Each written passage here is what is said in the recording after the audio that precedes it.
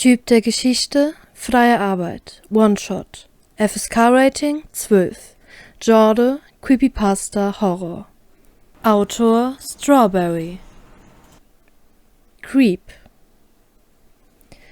Ein Blitz jagte über den dunklen Himmel. Kurz darauf ertönte ein Donner mit einem gewaltigen Grollen, so dass die Gläser auf dem Tisch leicht erzitterten. Normale Menschen würden spät abends bei so einem Wetter zu Hause sitzen, einen Filmabend machen, schlafen oder Bücher lesen. Doch Lucy und Jane kamen auf die super Idee, durch eine verlassene Irrenanstalt zu laufen. Naja, die Sache mit der Irrenanstalt war eher Lucys Idee. Jane quiekte auf, als das Grollen durch das verlassene Gebäude hallte und klammerte sich an Lucy fest, die die Taschenlampe in der Hand hielt und belustigt kicherte. »Ach komm, hab dich nicht so, Lucy. Du hast doch nicht ernsthaft Angst vor dem Gewitter.« Jane ließ Lucys Arm los und verschränkte die Arme vor der Brust. »Hab ich auch nicht!« Ein Ast schlug aufgrund des Sturms gegen eines der Fenster im Gang, weswegen Jane erneut quiekte. Lucy grinste und ging den dunklen alten Gang weiter. »Du bist so ein Angsthase!« Jane grummelte beleidigt vor sich hin, während sie Lucy weiter einholte. Der Gang war lang. Rechts waren die Fenster, gegen die geräuschvoll der Regen prasselte. Links waren Türen zu den verschiedenen Zimmern. Wahrscheinlich waren das die Zimmer, in denen die Patienten damals untergebracht wurden. Niemand außer ihnen war in diesem Gebäude. Es hieß, dass es dort spuken soll. Nicht mal Obdachlose haben sich getraut, dort für eine Nacht zu schlafen. »Hey, lass uns mal in dieses Zimmer gehen. Mein Gefühl sagt mir, dass wir in dieses Zimmer müssen.« Jane rollte mit den Augen. Vor einem Monat hat Lucy angeblich ihre tote Oma an ihrem Bett stehen sehen. Seitdem denkt sie, sie könne mit Geistern kommunizieren und wäre eine Art Medium.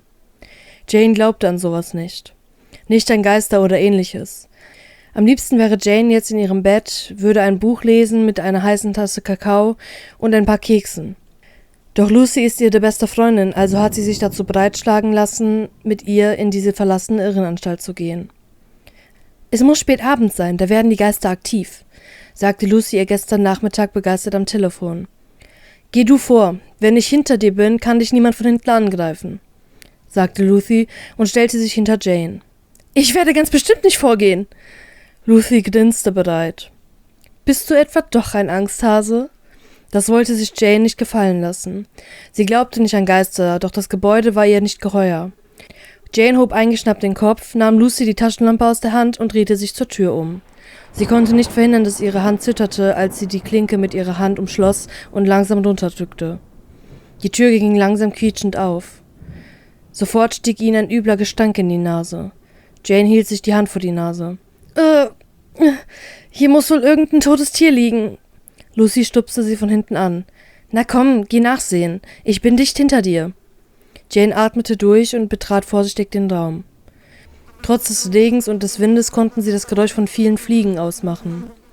Sie leuchtete in jede Ecke, doch da war nichts. Im Raum stand ein Bett, eine Kommode neben dem Bett und gegenüber ein Kleiderschrank. Jedoch war alles ziemlich vermodert, alt und muffig. Plötzlich ertönte Lucys Schrei hinter ihr. Jane drehte sich blitzartig zu ihrer Freundin um. »Lucy!« Jane hatte so einen Schreck bekommen, dass ihr Gesicht leichenblass wurde. Doch ihre erschrockene Miene wandelte sich schnell in ein beleidigtes Gesicht, als sie sah, wie Lucy stumm lachte. »Du kannst mich mal. Du bist äußerlich ein Engel, aber innerlich bist du der Teufel«, sagte Jane trocken und leuchtete in Lucys schadenfreudig grinsendes Gesicht. »Ach, ich doch nicht. Ich wollte nur testen, wie steckhaft du bist«, sagte Lucy schulterzuckend.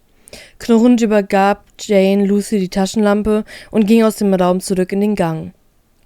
»Ab jetzt kannst du vorgehen. Im Zimmer habe ich nichts Interessantes gesehen, also können wir weiterlaufen.« »Okay«, sagte Lucy gut gelaunt und schloss hinter sich die Tür.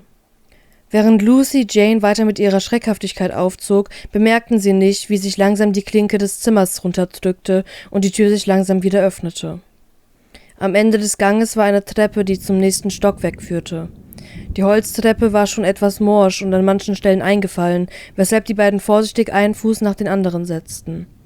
Als sie das obere Stockwerk endlich erreichten, stellten sie fest, dass sich dieser Gang in keinster Weise mit dem anderen unterschied. Plötzlich hörten sie ein Knarzen von Anfang der Treppe. Die beiden fuhren dumm und sahen erschrocken die Treppe hinab. Niemand war zu sehen, auch als Lucy die Taschenlampe draufhielt. Ach, das war nur das Holz, das knarzt manchmal, wenn es morsch und alt ist, sagte sie gelassen und leuchtete wieder auf den Gang. Doch Jane ließ das nicht in Ruhe. Nervös zupfte sie an ihrer blauen Jacke herum. Der Sturm schien immer schlimmer zu werden, die Äste peitschten nun regelrecht gegen die Fenster. Auf einmal wurde es kalt, eine Gänsehaut jagte den beiden über den Rücken. Ihre Nacken- und Armhaare stellten sich auf. Die beiden sahen sich an, beide spürten, dass irgendetwas faul ist. Es knarzte erneut. Dieses Mal war es die letzte Treppenstufe. Synchron drehten sich die beiden langsam um, das Herz hämmerte gegen ihre Brust. Hinter ihnen stand am Anfang des Flures eine Person, umgeben von Fliegen. Durch die Dunkelheit konnten sie nur die Silhouette ausmachen. Die Person hatte eine geknickte Haltung. Das Bein war etwas verdreht, als wäre es gebrochen. Beide hatten die Luft angehalten. Ein Röcheln und Gurgeln erfüllte den Raum. Sie wagten es nicht, sich zu bewegen. Jane hatte starr vor Schreck Lucys Hand genommen. Plötzlich flimmerte das Licht der Taschenlampe, bis sie komplett den Geist aufgab. Nun standen sie in fast völliger Dunkelheit. Sie konnten nur leichte Umrisse ausmachen. Lucy spürte, wie Jane ihre Hand fester nahm. Sie konnten erkennen, dass sich die Gestalt nun auf sie zubewegte. Er humpelte und schliff sein Bein hinterher, begleitet von seinem Röcheln, das Gurgeln und das Summen der Fliegen um ihn herum. »Lauf!« kam es panisch von Lucy, die nun endlich aus ihrer Schockstarre erwacht war. Die beiden Mädchen drehten sich um, sich fest an der Hand halten und rannten den Gang entlang. Die Gestalt hinter ihnen verfolgte sie, nun hatte er an Geschwindigkeit zugelegt. Ihre schnellen Schritte hallten durch den leeren Gang. Plötzlich merkten sie, wie sie durch scheinbar etwas Nasses liefen, je näher sie dem Ende des Ganges erreichten. Es war nicht so flüssig wie Wasser, sondern dickflüssig. Es schien aus den Zimmern zu kommen, an denen sie vorbeirannten. Es floss unter den Türen hindurch, und nach dem eisernen Geruch zu urteilen, wussten beide, durch was sie gerade rannten. Jane und Lucy schrien auf, als sie Schreie aus den Zimmern hörten und lautes Poltern, als würde jemand von innen gegen die Türen hämmern. Es waren qualvolle Schreie, schmerzvolle Schreie. Bald haben sie die Treppe zum letzten Stockwerk erreicht. Doch als sie völlig außer Atem an der Treppe ankamen, stellten sie fest, dass es unmöglich war, diese Treppe zu betreten. Sie war schon so eingefallen, dass sie ohne weiteres hindurchfallen würden. Ihnen blieb nichts anderes übrig, als in eines der Zimmer zu gehen, aus denen diese Schreie ertönten. Lucy riss die erste Tür auf und zerrte Jane mit hinein. Das Zimmer war totenstill. Es waren keine Schreie zu hören und auch kein Blut lag auf dem Boden, jedoch roch auch dieses Zimmer stark nach Verwesung. »Versteck dich im Kleiderschrank! Ich lege mich unters Bett!« keuchte Lucy und schubste sie panisch Richtung Kleiderschrank. Tränen flossen über Janes Gesicht. Sie öffnete den leeren Schrank und schloss die Türen hinter sich. Nun saß sie in völliger Dunkelheit. Lucy krabbelte unter das Bett und drängte sich an die Wand. Es war wieder totenstill. Jane wollte schon erleichtert ausatmen, doch da ertönte das Knarzen der Tür, wie sie sich langsam öffnete. Beide Mädchen hielten den Atem an und lauschten den Geräuschen. Jane hatte das Gefühl, gleich ohnmächtig zu werden. Erst recht hatte sie das Gefühl, als sie dieses Röcheln und Gurgeln hörte. Ein Bein, was hinter sich hergezogen wurde, und das Summen der Fliegen. Er war hier. Er wollte sie. Lucy starrte unter dem Bett in die Dunkelheit. Plötzlich griff eine Hand ihren Fuß und zerrte sie unter dem Bett hervor. Lucy schrie und krallte sich in den Holzboden, doch vergebens. Jane hörte Lucy flehen und betteln, ihr hysterisches Weinen.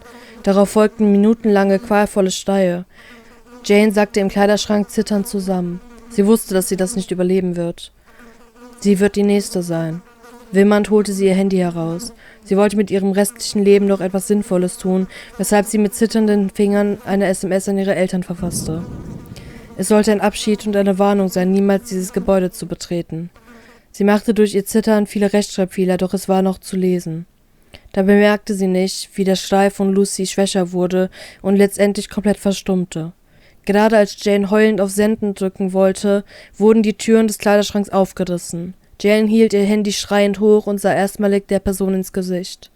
Wenn man das Gesicht nennen kann. Hautfetzen hangen ihm herunter, Blut floss aus seinem Mund, weshalb das Gurgeln entstand, als würde er an seinem Blut jeden Moment ersticken, und Madenknochen aus seinen leeren Augenhöhlen, die nach und nach zu Boden fielen.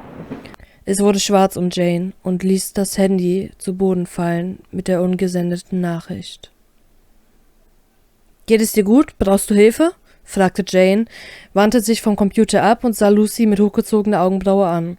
Lucy sah unschuldig dreinschauend neben ihr auf einem Stuhl. »Gefällt dir die Geschichte nicht?« Jane lehnte sich seufzend zurück und sah aus dem Fenster, gegen welches der Regen prasselte. Also ich hätte es mir 3-mal überlegt, dich hier bei mir schlafen zu lassen, wenn ich gewusst hätte, was für ein Creep du bist. Lucy zog einen Schmollmund und schlürfte von ihrem Kakao.